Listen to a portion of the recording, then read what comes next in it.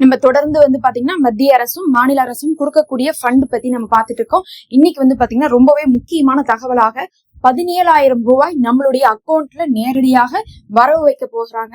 ஏற்கனவே பாத்தீங்கன்னா இப்போதைக்கு நமக்கு தமிழ்நாடு கவர்மெண்ட் ஒரு 5,000 ருபீஸ் கொடுத்தாங்கன்னு தெரியும். அதுக்கப்புறம் பாத்தீங்கன்னா இப்ப 12,000 ரூபாயும் வரப்போகுது.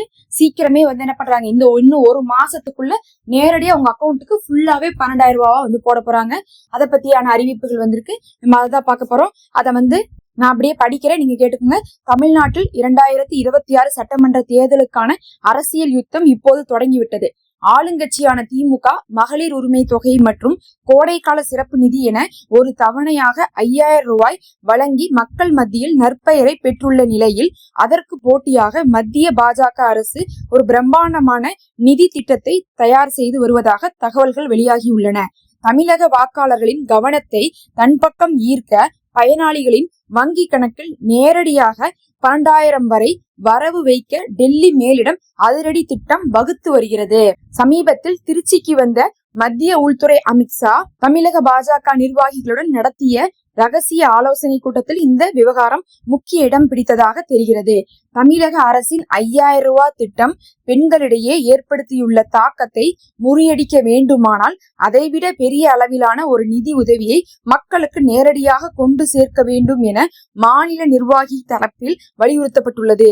இதை கவனத்தில் கொண்ட அமித்ஷா மத்திய அரசின் பல்வேறு நலத்திட்டங்களை ஒருங்கிணைத்து ஒரு மெகா தொகுப்பை வழங்க ஒப்புதல் அளித்துள்ளதாக கூறப்படுகிறது. அதாவது இப்போதைக்கு ஆளுங்கட்சியா இருக்கிறவங்க அவங்க ஒரு 5,000 ரூபாய் கொடுத்தனால அது ரொம்ப ஸ்ட்ராங்கா இருக்கும் ஓட்டு வர்றதுக்கு அப்படிங்கறதை தெரிஞ்சுட்டு அதுக்காக அவங்க என்ன பண்றாங்க, இந்த மத்திய கட்சிகள் முக்கியமா பாஜக என்ன பண்றாங்க, நம்ம அந்த 5,000 முறியடிக்கிற மாதிரி நம்ம என்ன பண்ணும், அதிகமா கொடுத்து அது மூலமா நமக்கு என்ன பண்ணும், மக்களை நமக்கு ஓட்டு போட வைக்கணுங்கிறதுக்காகத்தான் இப்படி ஒரு ஸ்கீம் இப்ப பேசிட்டு இருக்காங்க. அதுக்கு பாத்தீங்கன்னா திருச்சியில நடந்த ஒரு கான்பரன்ஸ் மீட்டிங்ல வரும்போது அமித்ஷா அவர்களும் ஒப்புதல் கொடுத்ததாக சொல்லப்படுது. அடுத்த கட்டமா அது எப்படி வருது அந்த 12,000 ரூபாய் நேரடியான்னு சொல்லிட்டு பாத்தீங்கன்னா மத்திய அரசின் கேஸ் மானியம், உர மானியம் மற்றும் பிரதமரின் கிசான் சம்மன் நிதி, அதாவது இந்த PM கிசான் நிதியில 2,000 சொல்லிட்டு 6,000 ரூபாய் வருஷத்துக்கு 3 தவணையா வரும். அதை இப்ப ஒட்டுக்கா போடுறத முடிவு பண்ணிருக்காங்க. இவங்க எப்படி 3 மாசம் போறத ஒட்டுக்கா போட்டாங்களோ அந்த மாதிரி அவங்களும் நாங்க வருஷத்துக்கு 6,000 ரூபாய் பிரிச்சு கொடுத்துட்டு இருந்ததை ஒட்டுக்கா போடலான்னு முடிவு பண்ணிருக்காங்க. போன்ற பல்வேறு திட்டங்களின் கீழ் வழங்கப்படும் நிலுவை தொகையை ஒருங்கிணைத்து அவற்றை மொத்தமாக 12,000 பயனாளிகளுக்கு வழங்க ஆலோசிக்கப்பட்டு வருகிறது. எல்லாத்தையும் ஒன்றிணைத்து 12,000 ரூபாய் வர்ற மாதிரி கொண்டு வராங்க. நேரடி பலன் பரிமாற்றம், அதாவது DBT மூலம் இந்த தொகை மக்கள் வங்கி கணக்கில் செல்லும் போது அது ஆளுங்கட்சியின் திட்டத்தை விட அதிக தாக்கத்தை ஏற்படுத்தும் என பாஜக நம்புகிறது. இது வெறும் தேர்தல் கால அறிவிப்பாக மட்டுமின்றி தமிழகத்தின் பாஜகவின் வாக்கு வங்கியை உறுதிப்படுத்தும் ஒரு மாஸ்டர் ஸ்ட்ரோக்காக பார்க்கப்படுகிறது அப்படின்னு சொல்லியிருக்காங்க. அதாவது அவங்களுக்கு ஓட்டுக்காக இப்படி 12,000 ரூபாய் வர மாதிரி ஒரு திட்டம் போட்டு அது டைரக்டா நம்மளுடைய அக்கௌண்ட்டுக்கே கொண்டு வந்துட்டு சேர்த்த போறாங்க. அதை பத்தி அபிஷியலான அறிவிப்பு மோடி அவர்கள் எப்ப வருவாங்கன்னா இந்த தடவை எலெக்ஷன் வரக்கு முன்னாடி வருவாங்க. அப்ப அவங்க தமிழ்நாடு வரும்போது அதை அறிவிச்சுட்டு போவாங்கன்னு சொல்லிட்டு எதிர்பார்க்கப்படுது.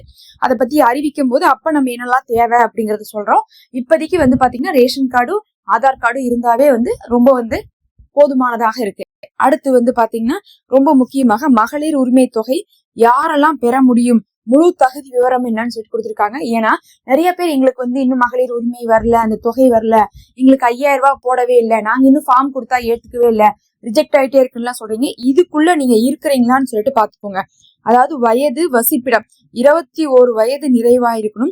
தமிழ்நாடு வசிப்பிடம், ரேஷன் அட்டை அவசியம். உங்கள்ட்ட ரேஷன் அட்டை இருக்கணும், தமிழ்நாட்டுல இருக்கணும், 21 வயசு ஆயிருக்கணும். இது 3 இருந்தாதான் ஃபர்ஸ்ட் நீங்க எலிஜிபிள்.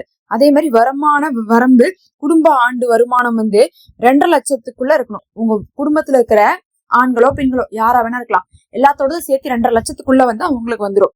அடுத்து சொத்து வரம்பு 5 ஏக்கர் ஈர நிலமும் 10 ஏக்கர் உலர் நிலமும் இருக்கலாம், அதுக்கு மேல இருக்கக்கூடாதுன்னு சொல்லியிருக்காங்க.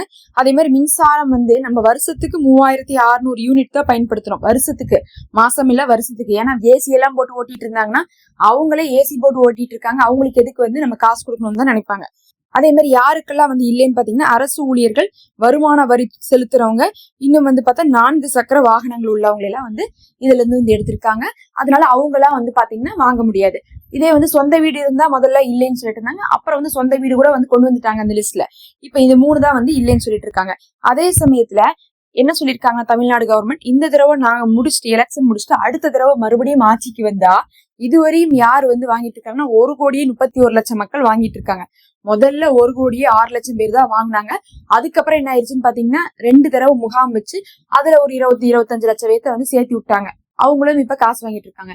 அதே மாதிரி இன்னும் வந்து சலுகைகள் கொடுக்கப்பட்டு ஒரு கிட்டத்தட்ட 50 லட்சத்துல இருந்து 1 கோடி மக்கள் மறுபடியும் பெண்களை வந்து இந்த ஸ்கீம்ல நாங்க இணைப்போம் அப்படின்னு இருக்காங்க. அப்படின்னா என்ன அர்த்தம்னா இப்போதைக்கு இணைக்க மாட்டாங்கன்னு அர்த்தம். இப்ப யாரோடைய ஃபார்ம் எல்லாம் ரிஜெக்ட் ஆயிருக்கோ, யாரெல்லாம் ஃபார்மே கொடுக்க முடியலையோ அவங்களுக்கு இந்த தடவை ஆப்ஷன் கிடையாது. உங்களுக்கு அடுத்த தடவை தான், அதாவது எலெக்ஷன் முடிச்சுன்னு வந்துருவாங்க அப்படின்னு சொல்றாங்க. அந்த முகாம் அமைச்சு உங்களுக்கு காசு கொடுப்பதாக வந்து சொல்லப்படுது. அதே சமயத்துல நான் வந்து அப்ளை பண்ணி எனக்கு ரிஜெக்ட் ஆயிடுச்சு, அப்பீல் பண்ண முடியுமான்னு கேட்டீங்கன்னா 2வது முகாம்ல அப்ளை பண்ணி ரிஜெக்ட் ஆனவங்க அப்பீல் பண்ணலாம். இப்பவே அப்பீல் பண்ணலாம். அப்பீல் பண்றதுக்கு நீங்க வந்து பாத்தீங்கன்னா மகளிர் உரிமை தொகைன்னு சொல்லிட்டு டைப் பண்ணீங்கன்னாவே கூகுள்ல வர ஃபர்ஸ்ட் வெப்சைட் குள்ள போங்க. அதுல வந்து பாத்தீங்கன்னா மேல்முறையீடுன்னு இருக்கும். அந்த மேல்முறையீடு கிளிக் பண்ணீங்கன்னாவே உங்களுக்கே புரியும். அதுல ஒண்ணும் கேட்டிருக்க மாட்டாங்க, ரேஷன் கார்டு நம்பர் அதெல்லாம் கேட்டு போட்டு ஏன் வந்து நீங்க வந்து மேல்முறையீடு பண்றீங்க அப்படின்னு சொல்லி கேட்பாங்க. நான் இப்படி கொடுத்துருக்கேன், அவங்க ரிஜெக்ட் பண்ணிருக்காங்க, எங்களுக்கு இன்னும் வரலன்னு சொல்லிட்டு நீங்க சொல்லணும். அவ்வளவுதான். இதை சொன்னீங்கன்னா உங்களுக்கு மேல்முறையீடு இப்பவே வந்து ஏற்றுக்கொள்ளப்படுறதுக்கு வாய்ப்பு இருக்கு.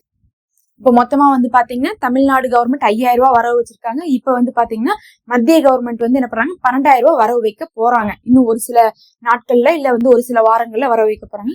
12 உங்களுக்கு 5 சேர்ந்து ஒரு 17,000 ரூபாவா வரப்போகிறது, பணமாகவே வரப்போகிறது. இது இல்லாம வந்து பாத்தீங்கன்னா நிறைய பேருக்கு எஸ்ஐஆர் பத்தி கேட்டிருந்தீங்க. எஸ்ஐஆர் அப்படிங்கிறது வந்து இப்ப வந்து நமக்கு 23ஆம் தேதி மண்டே இருக்கு பாருங்க, திங்கக்கிழமைக்கு அப்புறம் தான் வந்து லிஸ்ட் வரும்னு சொல்லிட்டு தள்ளி போட்டாங்க. ஏற்கனவே 17 இருந்துச்சு, 23 ஆச்சு. இப்போதைக்கு இந்த நடுவுல வந்து பாத்தீங்கன்னா யார்ட்டையும் ஃபார்மும் வாங்கல, யாரையும் வந்து எதுவும் செய்ய விடல. அதோட முடிஞ்சு அந்த ப்ராசஸ் எல்லாம் வந்து ஒரு 10-15 நாளா நிறுத்தி வச்சுட்டாங்க. இனி அவங்க ப்ராசஸ் பண்ணி யாரெல்லாம் வந்து ஓட்டருக்கு வந்து எலிஜிபிள், யாரெல்லாம் ஓட்டருக்கு வந்து ரிஜெக்ட்னு சொல்லிட்டு முடிவு பண்ணுவாங்க. அப்படி ஒருவேளை வந்து உங்க பேர் வந்துச்சுன்னா நீங்க வந்து ஓட்டு வந்து அவைலபிளா இருக்கு, உங்களுக்கு புது ஓட்டர் கார்டு கொடுப்பாங்க, போட்டுக்கலாம். இல்ல அப்படின்னா நீங்க இந்த தடவை விட்டுறணும். அடுத்த மறுபடியும் அந்த எலெக்ஷன் முடிச்சதுக்கு பிறகுதான் மறுபடியும் இது எப்படி நம்ம சொல்றோம், இந்த மகளிர் உரிமை தொகையெல்லாம் புதுசா அப்ளை பண்ணணும், அந்த மாதிரி ஓட்டுக்கும் நீங்க புதுசா அப்ளை பண்ற மாதிரி வரும். உங்களுக்கு எஸ்ஐஆர்ல 2026ல உங்க பேர் இல்ல அப்படின்னு அர்த்தம். இந்த 2026 எஸ்ஐஆர் 2026 எஸ்ஐஆர்னு சொல்றது எல்லாமே இப்ப கடைசியா வரக்கூடிய லிஸ்ட் தான் குறிக்கும். எப்படி நம்ம 2002 எஸ்ஐஆர் பத்தி தகவலை கேட்டாங்களோ அந்த மாதிரி இன்னொரு 10 வருஷம் கழிச்சு 2026 எஸ்ஐஆர் தகவலை தான் நம்மள்ட்ட கேட்பாங்க. அப்ப இப்ப பேர் வந்தவங்க மட்டும்தான் அப்ப வந்து என்ன பண்ண முடியும், அதை கொடுத்து கொள்ள முடியும். நல்லா தெரிஞ்சு வச்சுக்கலாம். அதை பத்தி வந்து இன்னும் மேலதிகமான தகவல் வரும் திங்கக்கிழமை, நான் உங்களுக்கு அதை போடுறேன்.